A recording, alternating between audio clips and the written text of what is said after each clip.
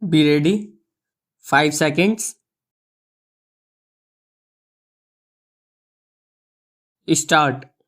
Tamil Nadu Governor R.N. Ravi's act of withholding assent to bills concerning universities in the state is nothing but constitutional tyranny.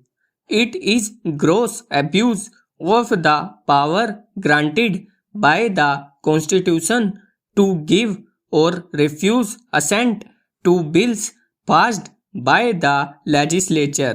The grant of assent is a routine function of the titular head of state, and the exceptional power to withhold it is not meant to be exercised unreasonably.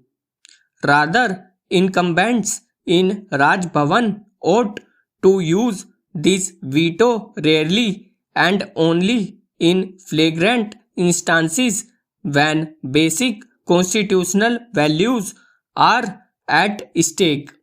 The bills for which Mr. Ravi has refused approval seek mainly to take away the governor's power to appoint vice chancellors of universities and vest it in the state government. There is nothing in these bills for the governor to disapprove of save a vested interest to retain the powers conferred on him in his capacity as chancellor. The rejection of the bills appears to be a cantankerous response after the Supreme Court made well justified remarks on governors delaying assent to bills pending with them. On its part, the DMK government quickly convened a special session of the assembly and adopted the same bills again. The question arises whether it was under the belief that the governor is bound to grant assent if the same bills were reconsidered and passed again by the House. The statute position is that these bills have failed to become law. There is no remedy in the Constitution for a House aggrieved by the rejection of its bills.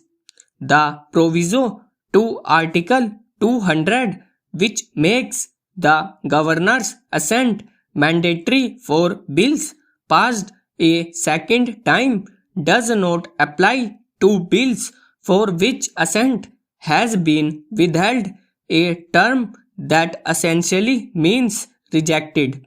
If the government was aware of this position and still ventured to adopt them again, it is possibly meant as a political message that it will not yield in the matter of pursuing its legislative measures.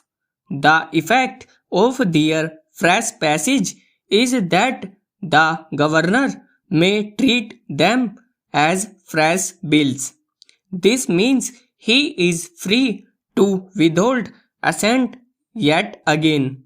In a sense, the governor's action has helped highlight an undemocratic and anti-federal feature in the Constitution that creates an unguided power to reject pieces of legislation passed by elected representatives.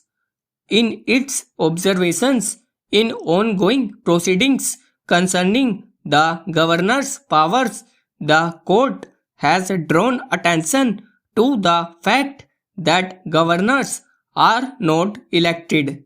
The court must examine whether vesting that office with a veto over legislation violates parliamentary democracy a basic feature of the Constitution. An authoritative pronouncement is needed to end the scope for partisan mischief.